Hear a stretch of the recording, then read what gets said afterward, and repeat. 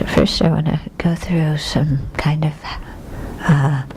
short points about the retreat and then return to where we were yesterday. Okay, so the break times between sessions are very, very important because if you are able to keep the continuity of what you're thinking about in the break times when you sit down to meditate, your mind is already ready in there. Whereas if you get up and leave here and then you just distract yourself with doing who knows what, then when you come back, your mind is still in your distraction. So that's why it's really good during the break times to either read, and what you're reading, what you're studying should have to do with this retreat. Don't start reading Zen books. Don't start reading science books, historical novels, things, even a history of Buddhism or whatever. This is not the time for those kind of texts. Okay, there's other times.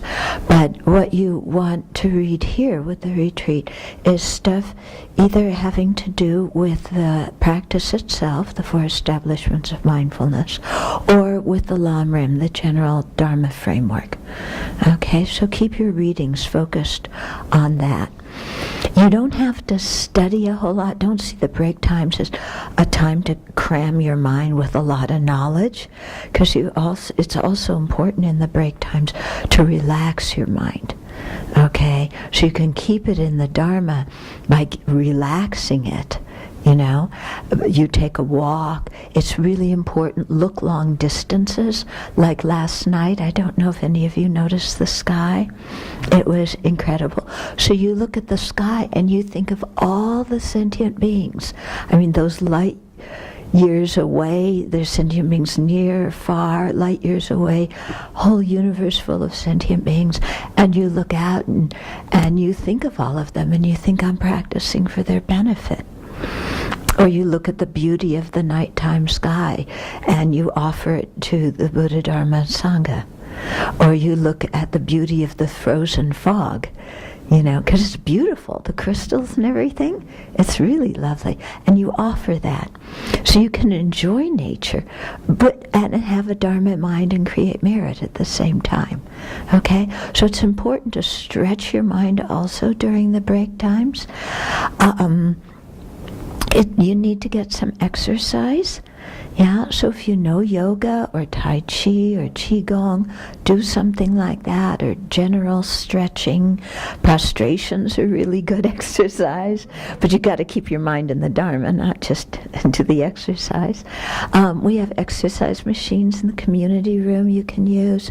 So, really move your body, and if you move your body, it will help you be more still when you sit. You won't be so restless. And I think yoga and Tai Chi and these kinds of things are quite good. And if you're really nice, you might ask Venerable Samten to teach some Tai Chi. When she's not cleaning things off of her desk that you put there. That might go down. Okay. So, really, do your chores. Bring the Dharma into doing your chores. Take the long walk back to where you're going so you can look around you and, stretch your mind. So you don't want to keep your mind like this in retreat. It's important to have a spacious, relaxed mind. Okay. And I told you what to study and what not. Okay. Then, when you did the Chinese chanting yesterday, did they explain how to visualize? When they showed you how to do the bowing and everything? Did anybody explain what to think? Yes. They got a little bit of explanation. Okay, well, let me just review it because it's quite important. Otherwise, it's just going la la la la, and it's beautiful la la, but it's the mind that creates the merit. So when we're doing the bowing to the Buddha, you imagine being in a Pure Land, imagine the Buddha there surrounded by Buddhas and Bodhisattvas, and you're surrounded by all living beings. And if there's certain things you've been thinking about, living beings that are in need of special kind of help, include them specifically in your visualization. They usually say in general, have your mother on your left, your father on your right, the people you don't like in front of you, and you're all bowing to the Buddha together. Yeah, everybody else behind you. I often put the entire Congress all around me, or the Supreme Court, or the president and his cabinet, or, these people who have the ability to influence many lives, and so that they may do it in a wise and kind way. Yeah, or I put militants all around me. And it's amazing, you think of all these people, just, kind of, all the fighting in Syria, both sides of the war, and you just think, okay, all these people are putting their guns down and they're bowing to the Buddha and chanting with us. Yeah, it's really quite remarkable, and why not? Okay, so include that, include whoever you want in your visualization when you're doing that. And remember that our chanting is an offering to the Buddha, so it should be melodious. If you feel like you're out of key, or if you feel like sounds like others are out of key, just kind of pause until, the powers that be get themselves, and you can figure out at what pitch you're supposed to sing. Okay? I hope I hope everybody doesn't pause at once when we're out of tune. Okay, but, just listen to each other.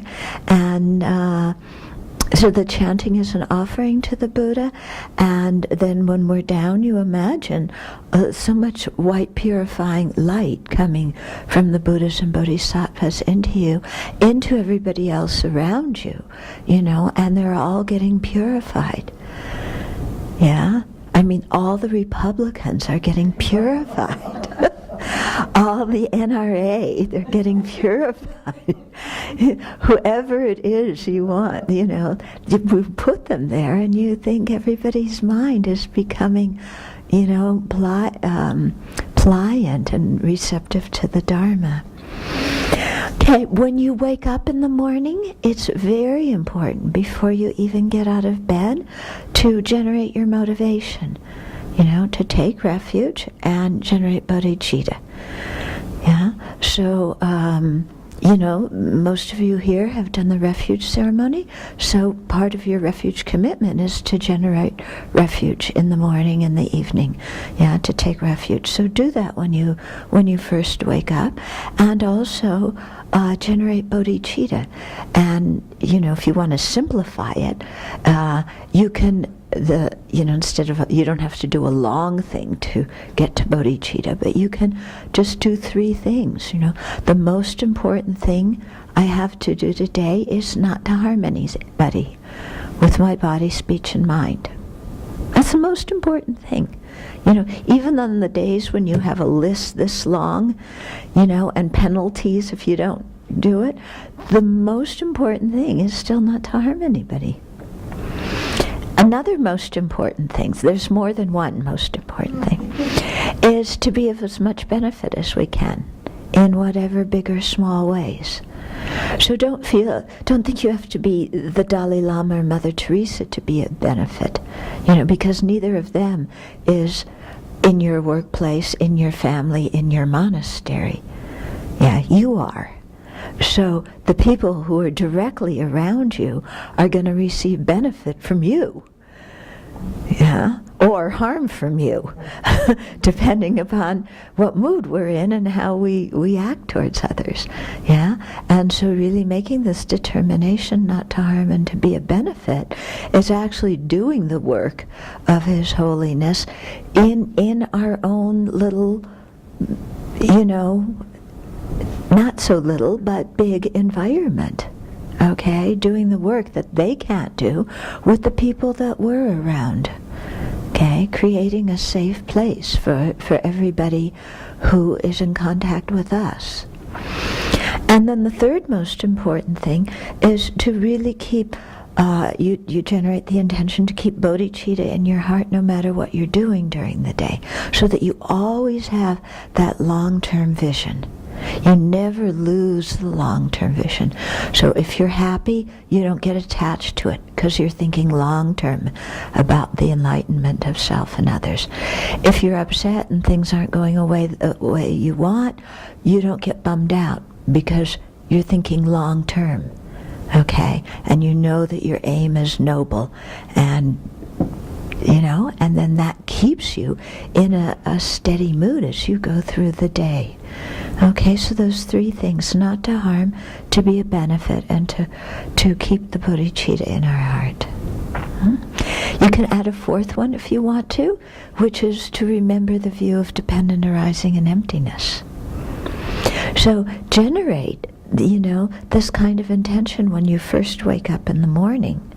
And then, when we have breakfast, lunch, before sessions, we're always renewing this intention. The whole atmosphere at the Abbey is structured to help us remember our intention all the time, because we forget it. Yeah?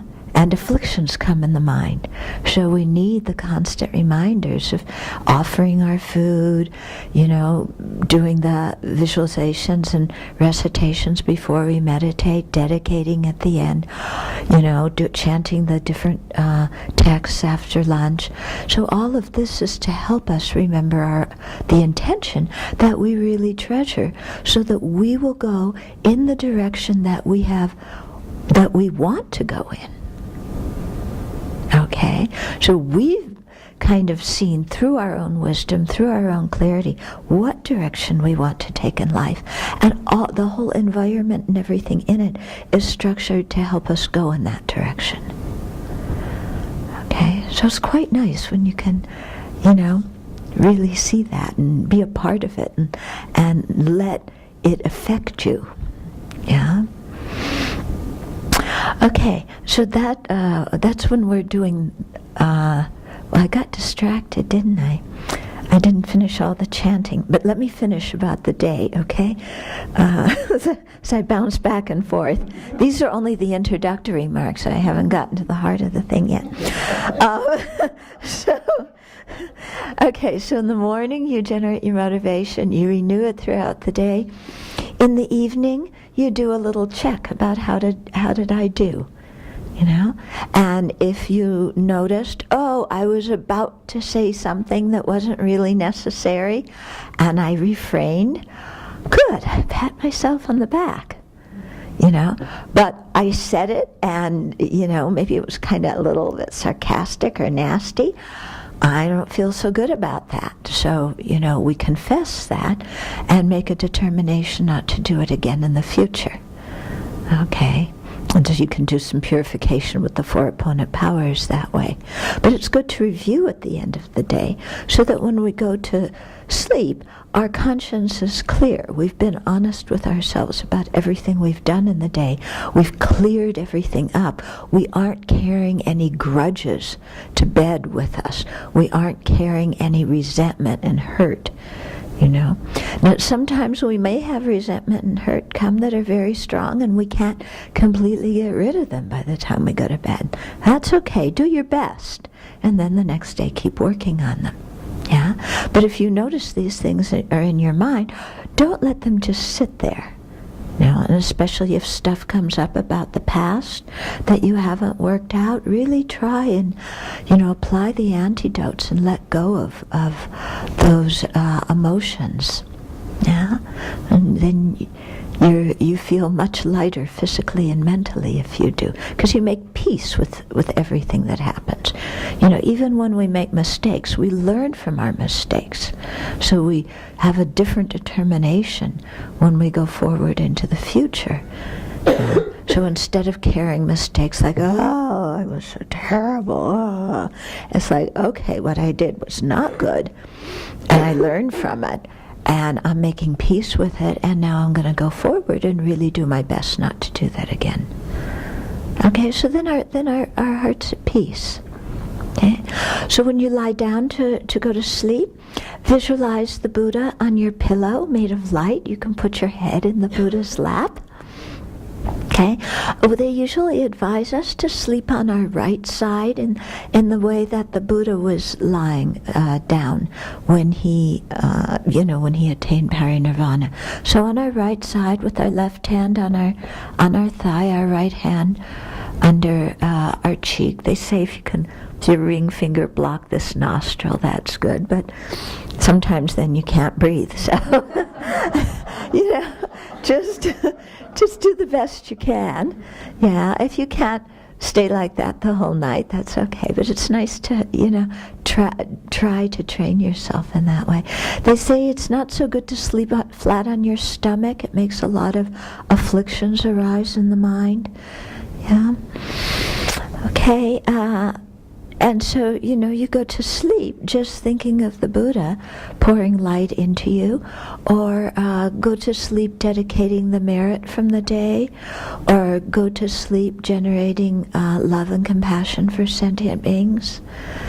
Yeah, I often find myself when I, especially on cold winter nights, when I go to bed, I think of all the people who don't have warm beds, in Afghanistan and so forth, in the camps, and they're freezing cold, or, or some people going to bed with so much fear they're not in a safe place.